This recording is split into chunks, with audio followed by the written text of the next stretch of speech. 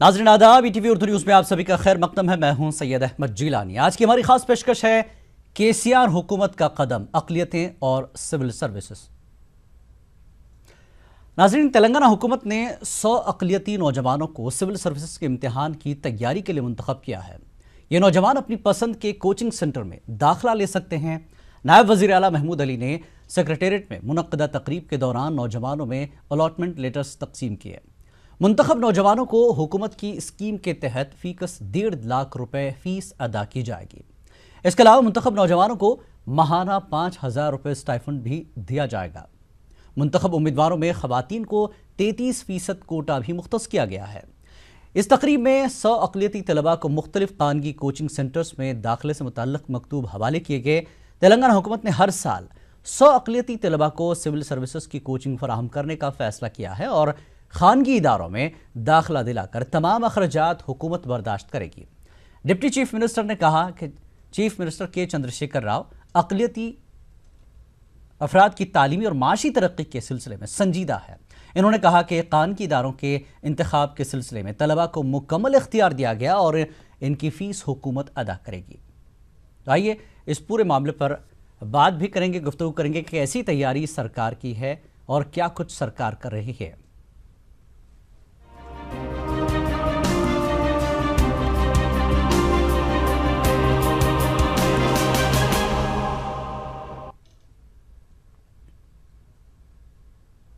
और इस सिलसिले में बात करते हैं, हमारे साथ मौजूद हैं फारूक हुसैन साहब जो कि एमएलसी हैं और सरकार का एक हिस्सा है। किस तरह की तैयारी है फारूक साहब? जिस तरह से केसीआर सरकार ने यह कदम उठाया है, ठीक है, सिविल सर्विसेज में एक तरह से तालीमी शोबे में अक़लियतों को आगे बढ़ाने की कोशिश, लेकिन किस तरह की तैयारियां हैं और बैरूनी इदारों में या बाहर इदारों में तलबा को क्यों भेजा जा रहा है? जिस तरह से आपने माइनॉरिटी रेजिडेंशियल स्कूल्स खोले हैं, उस तरह से क्यों तैयारी नहीं की गई इसकी?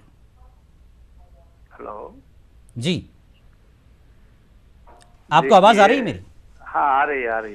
ये सवाल यही है कि सरकार ने एक अच्छा कदम उठाया है अक़लियतों के लिए, लेकिन किस तरह की तैयारी आपकी है, कैसे इसको अंजाम देंगे आप?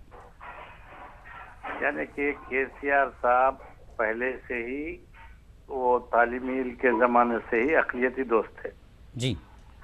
मैं अच्छी तरह उन्हें जानता हूँ, कम से कम 45-48 साल से। जो कॉलेज के जमाने में थे, हम दोनों क्लासमेट है। सर, इस तैयारी के बारे में बताइए। वो तो हम जानते हैं क्योंकि आपके ताल्लुकात ठीक है, अच्छे हैं। नहीं, मैं बोल रहा हूँ कि केसीआर साहब अक़लियती दोस्त इसलिए है क्योंकि तालीमी के जमाने से ही वो अक़लियती दोस्त रहे। इसलिए ठीक, जब भी वो एमएलए रहे, मिनिस्टर रहे, एमपी रहे, सेंट्रल मिनिस्टर रहे जी, और आज चीफ मिनिस्टर हैं, इसलिए कि वो अक़लियती दोस्त हैं। अक़लियतों के ताल्लुक से जो भी स्कीमात है रूबा लाने के लिए बहुत कोशिश कर रहे हैं। ठीक, हाल ही में जो बाहर ममालिक में जो लड़के तालीम हासिल करना चाह रहे हैं, लड़के हो लड़कियां हो, उन लोगों के लिए 10 लाख रुपए हुकूमत की तरफ से दिया जा रहा है। उसी तरह जी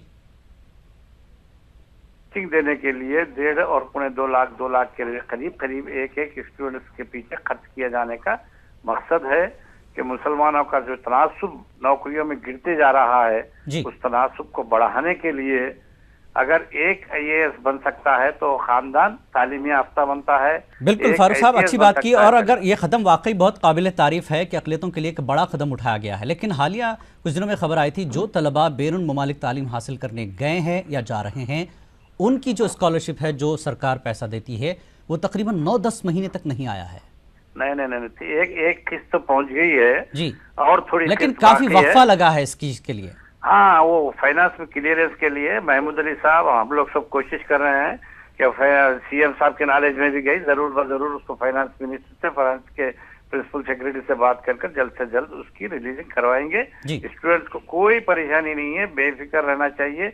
जब हम भेजाए हैं तो पूरी जिम्मेदारी है कि उनको वहाँ पर वो तालीम पूरी की जाएगी और उसके बाद वापस आएंगे। ठीक है, ये जो तैयारी है सिविल सर्विसेज की अगर हम बात करें, इसके लिए इदारे खुद सरकार क्यों कायम नहीं करी? इसके लिए फीस अलग से दी जा रही है, खानगी इदारों में तालीम हासिल करने के लिए भेजा जा रहा है। यानी कि हुकूमत खुद दिल्ली में एक ऐसा इदारा है जो अक़लियती बहबूदी कमेटी, जो आमिर शकील साहब और मैं भी मेंबर हूँ, हम लोग अकबरुद्दीन अवैसी सारे लोग मेंबर हैं जी। हम दिल्ली का दौरा करेंगे और हुकूमत की तरफ से आने वाले दिनों में ठीक है, ये इदारे कायम करेंगे। ठीक है। हमारे साथ एक और मेहमान है इफ्तिखार अहमद, जो कि वकील है और समाजी कारकुन है। इफ्तिखार साहब, सरकार ने जो कदम उठाया है ये ठीक है अक़लियतों के लिए, लेकिन जिस तरह की तैयारी, जिस तरह से आनन फानन में जो कुछ किया गया है, क्या ये सही लगता है आपको कि जिस तरह की तैयारी सरकार की है? कदम ठीक है लेकिन तैयारी पूरी तरह से नहीं लग रही है, क्या कहेंगे?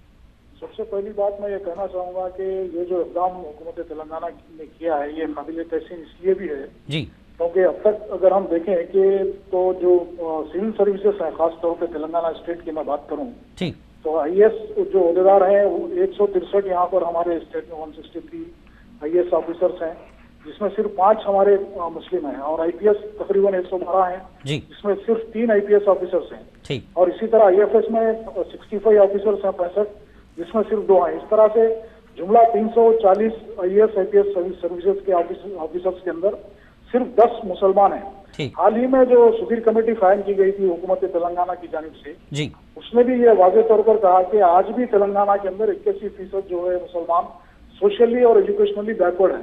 ठीक, तो आज वक्त की अहम जरूरत है कि मुसलमानों को जो है का तालीमी मियार बढ़ाया जाए, उनको न सिर्फ जो है तेलंगाना स्टेट गवर्नमेंट के एम्प्लॉयमेंट के अंदर, जी, उससे हटके भी जो है आगे बढ़ के जो है IAS IPS यानी सिविल सर्विसेज के अंदर जो तनासुब हमारा दिन ब दिन गिरता जा रहा है, इसको बढ़ाने के लिए भी इक़दाम करना जरूरी था।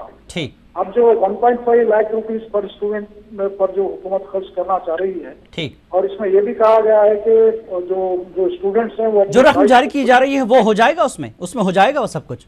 हाँ ना, फिलहाल 1.5 लाख रुपीस पर स्टूडेंट दे रहे हैं, और उनको ये आज़ादी है कि वो अपने पसंद के जो कोचिंग सेंटर से वहाँ पर तालीम हासिल करें, क्योंकि हम जनरली ये है कि इसके अंदर 3 सब्जेक्ट्स आमतौर पर होते हैं सिविल सर्विसेज के अंदर। एक जनरल स्टडीज होता है जी, और जो है 2 दूसरे चॉइस के सब्जेक्ट्स लेना पड़ता है। इस तरह 3 सब्जेक्ट जो है किसी एक कोचिंग सेंटर में, मैं नहीं समझता कि सारे हिंदुस्तान में जितने IAS IPS के कोचिंग सेंटर्स हैं जी, वहाँ पर तीनों सब्जेक्ट्स का कहीं भी इंतजाम नहीं है। तो इस तरह हमारे जो तुलबा IAS IPS की जो कोचिंग हासिल करना चाहते हैं जी, उनके लिए जरूरी होता है कि वो जो है अलग अलग सब्जेक्ट्स के लिए अलग अलग कोचिंग सेंटर्स को जाना पड़ेगा। ठीक है, तो इसीलिए अभी यहाँ पर स्टेट के अंदर भी हम अगर बात करें आंध्र प्रदेश की या फिर हमारे तेलंगाना हैदराबाद की, जी, तो ऐसे काबिल इंस्टीट्यूट यहाँ पर भी हैदराबाद में भी फिलहाल नहीं है।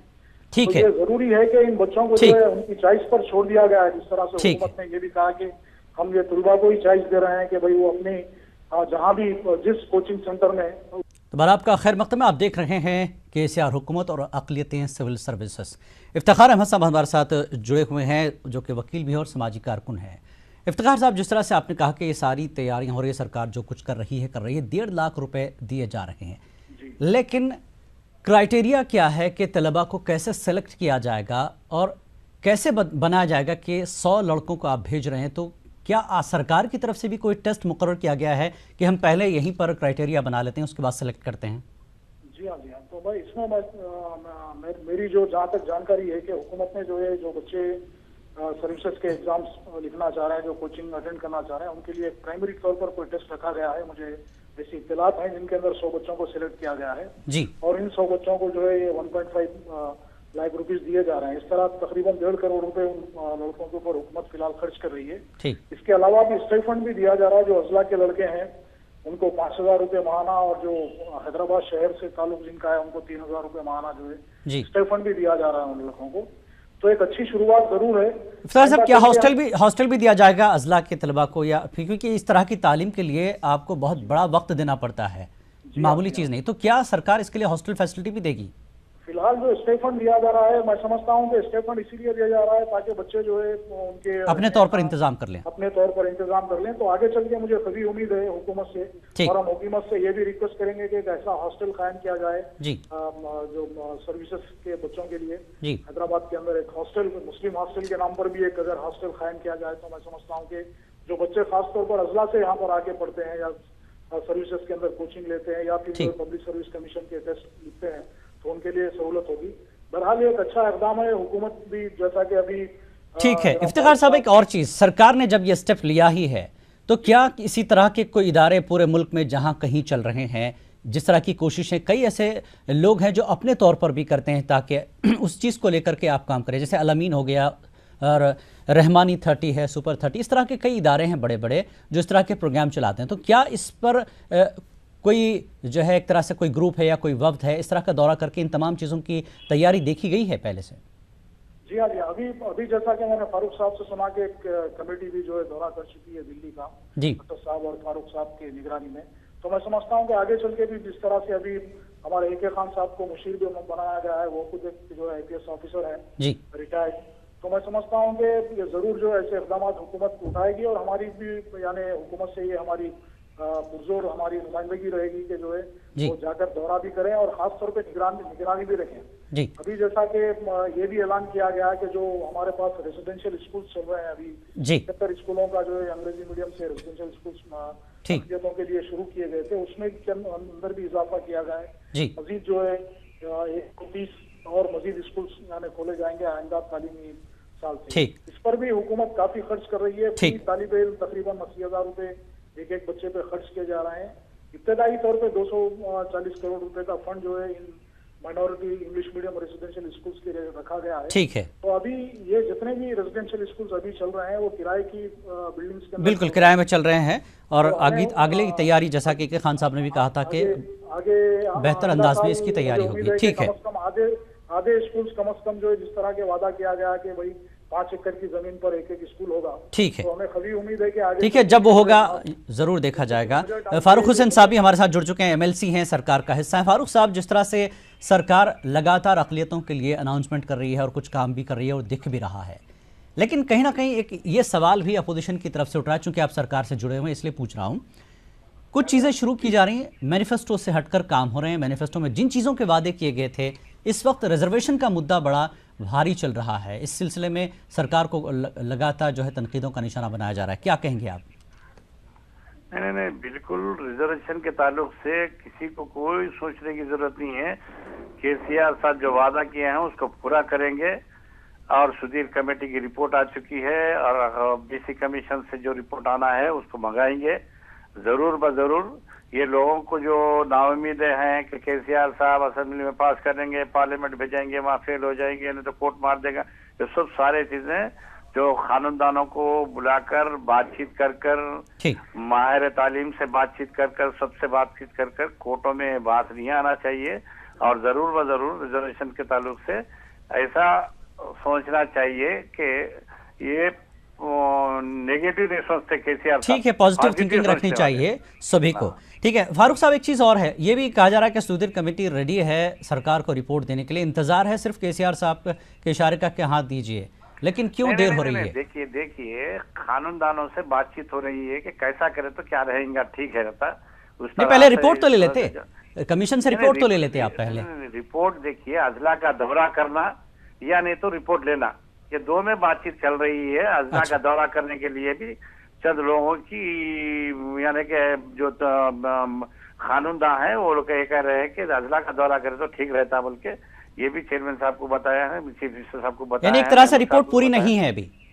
हाँ, आधी रिपोर्ट तैयार हो रही है, रिपोर्ट हो गई तैयार, दे रही, ये कुछ पुकारे निकल रहे हैं, वो सब गलत है। चलिए ठीक। और बिल्कुल ये और एक भी बात है कि जो स्कूल कायम किए गए हैं रेजिडेंशियल स्कूल, ठीक, चीफ मिनिस्टर साहब मेरे सामने खुद AK खान साहब को जिम्मेदारी दिए थे कि AK खान साहब को ये बताए थे कि सारे कलेक्टरों से बात करो। 31 अजला में 79 स्कूल जो कायम 71 जो स्कूल कायम किए गए हैं उसके पूरे पक्के बिल्डिंग होना चाहिए। ठीक, अभी तो किराए की बिल्डिंगों में चल रहा है, किराए की बिल्डिंगों में फिलहाल चल रहा है। और आने वाले साल में 89 स्कूल शुरू हो जाएंगे। KCR हुकूमत और अच्छा कदम सिविल सर्विसेज और अक़लियतों के लिए। हमारे साथ एक खास और मेहमान AK खान साहब जो कि खुद IPS हैं और अक़लियती बहबूद के लिए सारी जिम्मेदारियां KCR साहब ने इन्हीं को दी है। आइए इनसे पहले बात कर लेते हैं। क़य्यूम साहब, आपका बहुत बहुत खैर मक़दम है। किस तरह की तैयारी है सर आपकी, और आपका क्या प्लान है आगे अक़लियतों के लिए जो आपको जिम्मेदारी KCR सरकार ने दी है, किस तरह का प्लान आपके सामने है? सबसे पहले मैं हमारे CM साहब KCR साहब का शुक्रगुजार हूँ कि एक अहम जिम्मेदारी दी गई है अक़लियतों के लिए, उनके तरक्की के लिए काम करने का एक सुनहरा मौका है ये। ठीक, और इसमें तरक्की के लिए देखिए जो 14 इदारे हैं, जी, इंस्टीट्यूशंस हैं माइनॉरिटी वेलफेयर डिपार्टमेंट के तहत। इनमें काफी तब्दीली और सुधार लाने की जरूरत है। ठीक, इसमें खासकर जो नई सोसाइटी जो बनी है, जी, अखामत अखिलती स्कूल की सोसाइटी, ये बहुत ही अहम है। इसलिए जी, ये 6,000 करोड़ से ज्यादा खर्चा इस पे आ रहा है। और ये 200 स्कूल, जी, पहले देखिए 120 का मंसूबा था, 120 से बढ़ा था 160। जिस तरह का रेस्पॉन्स आ रहा है जी, कौन से मिलत से, इसको देखते हुए इसकी तादाद अब 200 कर दी गई। ठीक, आप अंदाजा लगा सकते हैं, सिर्फ शहर हैदराबाद में 40 अक़लियत अक़ामत स्कूल कायम होने वाले हैं। आज तो शुरू हो चुके हैं, बाकी के 22 स्कूल जो नेक्स्ट एकेडमिक ईयर है 2017-18 का एकेडमिक ईयर, उसमें शुरू हो जाएगी। और 160 डिस्ट्रिक्ट में होंगे। 1,24,800 स्टूडेंट्स ये स्कूल में रहेंगे। ठीक, अब इनको हाई क्वालिटी एजुकेशन, इनके अखलाक, दीनियत और तहजीब, इन सब बातों का लिहाज करते हुए ये एजुकेशन सिस्टम बनाया जा रहा है। ठीक, तो समझ सकते हैं कि आइंदा 8-10 साल के अंदर कौम को किस तरह का फायदा पहुंचने वाला है। AK खान साहब, जिस तरह से माइनॉरिटी रेजिडेंशियल स्कूल की बात करें या सिविल सर्विसेज की जो बात करें, ये आर्जी तौर पर जिस तरह के इंतजामात हो रहे हैं, क्या अगले साल या आगे दिनों में हमको देखने को मिलेगा कि सरकार की तरफ से सब कुछ पुख्ता इंतजाम होगा, सरकार का अपना इंतजाम होगा? जी, वो कोशिश जारी है। ऑलरेडी हम लोग 55 या 60 मुकाम पर लैंड भी हासिल कर लिए हैं। ठीक, हर जगह 5 से 10 एकड़ की जमीन और हर एक जगह हॉस्टल और स्कूल बिल्डिंग बनाने के लिए 23 करोड़ का खर्चा आएगा। उसका डिजाइन क्या है, ये सब फाइनलाइज करते जा रहे हैं। ठीक है खान साहब, एक और सवाल। सरकार पर अक्सर इल्जाम लगा कि सरकारी स्कूलों की हालत खराब है और कई ऐसे बच्चे हैं जो गरीब लोग सरकारी स्कूल में ही नहीं पहुंच पा रहे हैं। तो क्या सरकारी स्कूल जो मौजूद है सरकार के पास, उसकी हालात को सुधारने के लिए किस तरह की तैयारी सरकार की होगी? क्या आप भी उसमें कहीं ना कहीं जिम्मेदार हैं? मेरे में जो बात उसके बारे में कह सकता हूँ जी। अब ये जो स्कूल 200 स्कूल कायम होने वाले हैं, ये तो आला तरीन एजुकेशन देंगे, न किसी कारपोरेट स्कूल में होगा इस तरह का एजुकेशन। आज जो आप ट्राइबल वेलफेयर या सोशल वेलफेयर स्कूल में देख रहे हैं जी, जो गुरुकुल सिस्टम बोलते हैं। ठीक है, बहुत बहुत शुक्रिया AK खान साहब, कम वक्त के लिए आप जुड़े हैं, हमारे पास वक्त की कमी है। और इफ्तिखार साहब आपका भी और फारूक हुसैन साहब आपका भी बहुत बहुत शुक्रिया कि आप तीनों हमारे साथ जुड़े, इस मुद्दे पर बात की। हम उम्मीद यही करते हैं कि अक़लियतों की बुनियादी तालीम भी मजबूत हो, ताकि सरकार सिविल सर्विसेज के लिए जिस तरह के प्रोग्राम बना रही है अक़लियतों के लिए, उन्हें वहाँ पर सक्सेस मिल सके। तो आज के इस प्रोग्राम में फ़िलहाल इतना ही। आदाब।